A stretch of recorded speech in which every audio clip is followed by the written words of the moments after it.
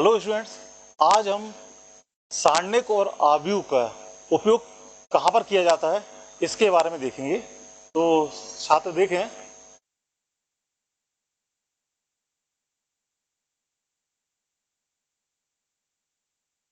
तो हम यहाँ पर देखते हैं कि तीन चर वाले समीकरण दिए हुए हैं।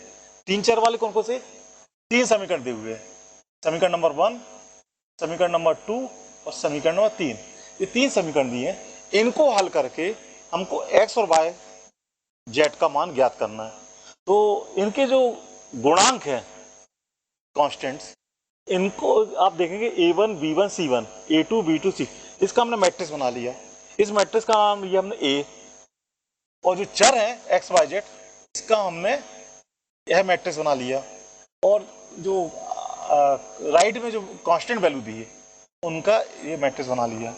तो इस समीकरण को हम मैट्रिक्स के रूप में इस प्रकार से लिख सकते हैं। यह मैट्रिक्स है आपका ए मैट्रिक्स, एक्स मैट्रिक्स और बी मैट्रिक्स। यानी इसका मतलब ये हो जाएगा ए एक्स बराबर बी। ठीक है, और ए क्या डिफाइन किया है आपका इस तरह से। तो यदि आपको तीन चार वाले समीकरण दिए हुए हैं तो उसको मैट्रिक्स के रूप में आप कैसे लिख सकते हैं? ए एक्स बराबर बी, जहां की ए क्या है, इसके बराबर है, यह लिखा हुआ है। एक्स कौन सा मैट्रिक्स है, यह लिखा हुआ है। और यह कौन सा लिखा हुआ है? B matrix.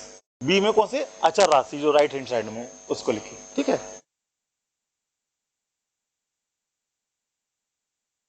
अब हम देखते हैं कि यदि मैट्रिक्स ए व्युत्क्रमणीय आव्यूह है। व्युत्क्रमणीय का मतलब क्या होता है?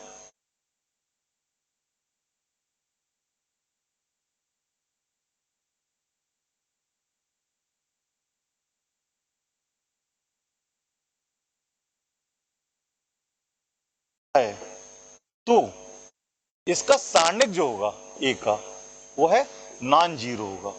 ठीक है, यदि सारणिक नॉन जीरो है तभी इसका व्युत्क्रम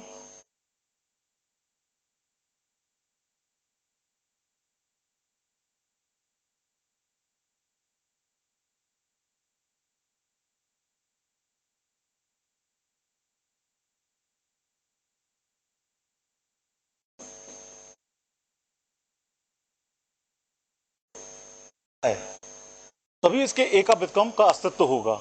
और यदि इसका सारणिक जीरो है या अव्युत्क्रमणीय है तो ए का व्युत्क्रम नहीं निकलेगा या उसका अस्तित्व नहीं होगा।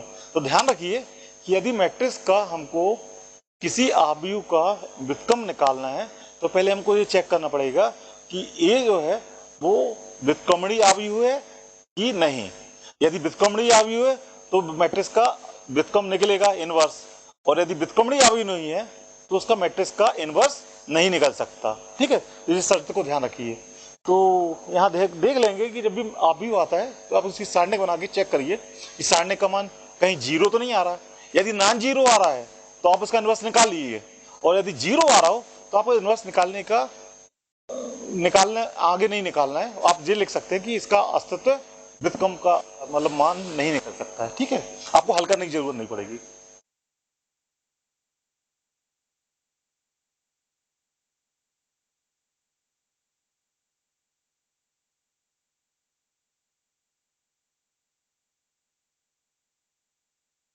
अभी हमने यहीं पर बताया कि यदि ए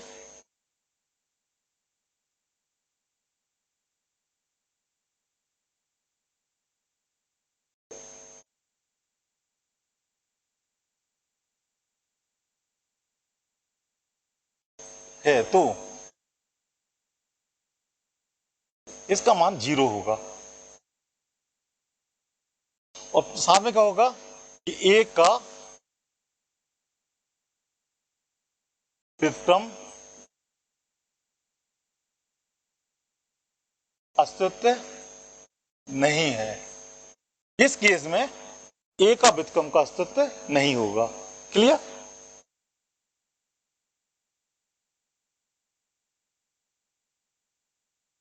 अब हमको क्वेश्चन दिया है प्रश्नावली 4, इसमें समीकरण दिया दो चर वाले समीकरण। इसका हमको पहले ये देखना है कि इसका संगत मान होगा कि नहीं, और यदि है तो वो हमको बताना है कि किसका संगत मान निकलेगा किसका संगत नहीं। तो हम ये देखते हैं कि यदि व्युत्क्रमणीय आव्यूह है तो उसका मान संगत होगा, और व्युत्क्रमणीय आव्यूह नहीं है उसका मान व्युत्क्रम का अस्तित्व नहीं होगा। तो चेक करिए, तो इस मैट्रिक्स में पहले क्वेश्चंस में आंसर 1, तो इसमें हम देखते हैं कि ए का मान क्या है, इसकी गुणांक देखिए 1 2 2 3, और इसका सारणिक बनाइए आप। सारणिक कितना हो जाएगा 1 2 2 3। सारणिक का मान हल करेंगे कितना हो जाएगा 3 1 इंटू 3 माइनस 4 इक्वल टू -1। ये नॉन जीरो है, नॉन जीरो, तो इसका हल कैसा होगा, संगत है। क्लियर। अब हम दूसरे के लिए देखते हैं। दूसरे के लिए हम सीधे डायरेक्ट लिखते हैं कि ए का सारणिक निकालते हैं। कितना हो गया 2 1 -1 1।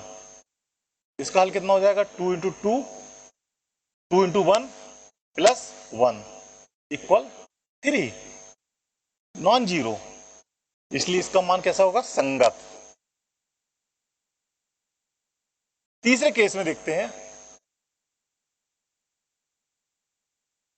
तीसरा केस, तो इसमें ए का सारणिक निकालते हैं। ए का सारणिक कैसे निकालेंगे 1 2 3 6।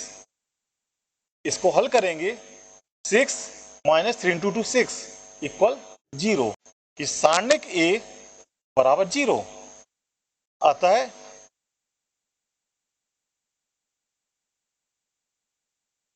इसका हल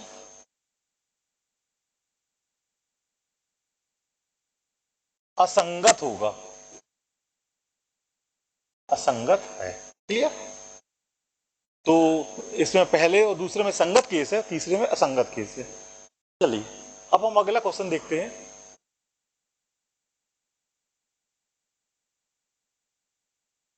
हमको आवी विधि से इसको हल करना है। क्लियर। तो हम क्वेश्चन नंबर 7 है, तो इसका सॉल्यूशन 7। तो सबसे पहले हम इसको मैट्रिक्स रूप में बना देंगे। कैसा हो जाएगा 5 7 2 3, और इसके जो चर हैं x y इक्वल 4 5। यह आपका मैट्रिक्स हो गया ए। इस मैट्रिक्स का नाम दे दिए x, और ये मैट्रिक्स का नाम b है, जहां की a बराबर 5 2 7 3, b x इक्वल टू क्या है x y, और b इक्वल टू कितना है 4 and 5। ठीक है। अब हमको क्या करेंगे कि ए एक्स इक्वल टू बी लिखा है, तो इसमें दोनों तरफ ए इनवर्स का मल्टीप्लाई कर दो।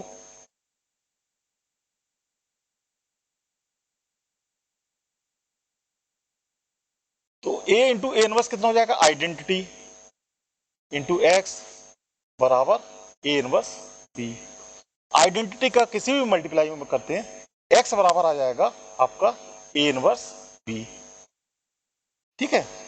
तो ए इनवर्स बी निकालने के लिए सबसे पहले हमको इसका ए इनवर्स फाइंड करना पड़ेगा। तो ए इनवर्स कैसे निकालते हो, ए इनवर्स, तो ए इनवर्स के लिए आपको एडजॉइंट ऑफ ए अपॉन ए का सारणिक। एडजॉइंट ऑफ ए निकालने के लिए सबसे पहले आप एडजॉइंट ऑफ ए निकालेंगे, adjoint of A. Adjoint of A कैसे निकालेंगे कि A11 कौन सा है ए है। ठीक है। इसके पंक्ति और स्तंभ को छोड़ देंगे तो 3 आएगा, और ये प्लस में रहेगा क्योंकि 1 + 1 सफिक्स का योग इवन नंबर होता है, इसलिए 1, तो यह +3 आ जाएगा। फिर इसके बाद A12 A12 में कौन सा एलिमेंट है 2, तो 2 की पंक्ति और स्तंभ को छोड़ा 7 आया, और चूंकि 1 + 3 ऑड नंबर होता है तो -1 की पावर 3 माइनस हो जाएगा, तो यहां पर कितना मान आ जाएगा -7। फिर 2 1 में कौन सा एलिमेंट है 7, तो इसकी पंक्ति और स्तंभ को छोड़ेंगे 2 और यहां -2 आ जाएगा। और A22 पर 3 है, तो 3 की पंक्ति और स्तंभ छोड़ेंगे तो 5 और यहां +5 आ जाएगा। और इसका ट्रांसपोज करेंगे तो adjoint of A equal to 3 -7 -2 5, ये आ गया। क्लियर। साथ में हमको डिटरमिनेंट ज्ञात करना पड़ेगा, तो डिटरमिनेंट आप कितना हो जाएगा, तो आप देखेंगे डिटरमिनेंट आप कितना हो जाएगा आपका 5 × 3 15, 7 × 2 14 इक्वल टू 1।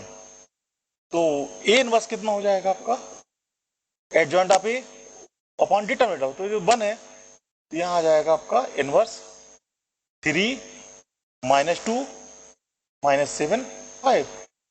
तो आपका x इक्वल टू कितना था ए इनवर्स बी, तो 3 -2 -7 5, और b इक्वल टू कितना है आपका 4 और 5। तो इसको सॉल्व करिए,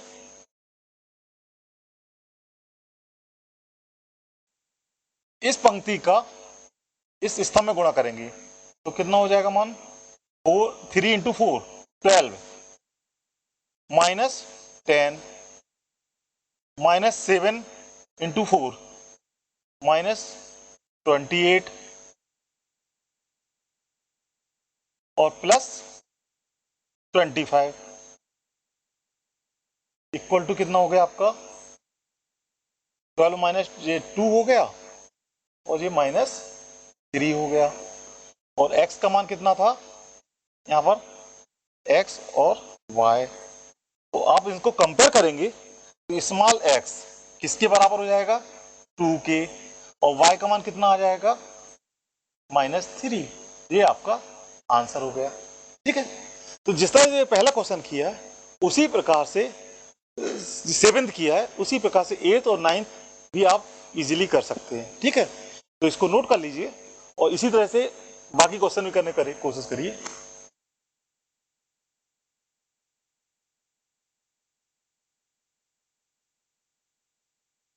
अब ये 3 चर वाले समीकरण है, इसमें भी हमको मैट्रिक्स का यूज करके इनवर्स ज्ञात करना है। तो इसको आप जैसे हमने 7th कराया है वैसे ही करना है। तो यहां पर आपको ए कैसा मैट्रिक्स मिलेगा, आपको ए मैट्रिक्स, यहां पर तीन रो 3 पंक्ति रहेंगी, 3 स्तंभ रहेंगे। तो यहाँ 2 1 3 -2 -1 3 1 -2, ये ए का मान रहेगा। क्लियर। एक्स का मान क्या रहेगा x y z, और b का मान कितना होगा 5 -4 3। ठीक है, अब हम क्या करेंगे इसके लिए वही करेंगे ए एक्स बराबर बी, इसको सॉल्व किया x बराबर आ जाएगा आपका ए इनवर्स बी। तो इसके लिए आपको 2 स्टेप निकालना पड़ेंगे। सबसे पहले आपको ए इनवर्स फाइंड करना पड़ेगा। क्या ज्ञात करना पड़ेगा ए इनवर्स। तो ए इनवर्स के कैसे निकालते थे आप adjoint of A upon dot data of A. जब इसको निकाल लेंगे तो इसमें आप क्या करेंगे, फिर हम इसके बाद next step A inverse B find करेंगे। ठीक है, और ए इनवर्स बी को हम किसके इक्वल कर देंगे एक्स के, और x के अवयव का इसके अवयवों से हम तुलना करेंगे, और हम इससे इजीली हम क्या कर लेंगे x का मान और y का मान याद कर सकते हैं। तो ये प्रोसेस हमने अभी पिछले क्वेश्चन बताई, वैसे ही क्वेश्चन इसके भी कर सकते हो। तो इसको नोट कर लो, उसको पूरा करिए जैसे हमने पहले क्वेश्चन किया। Okay, thank you.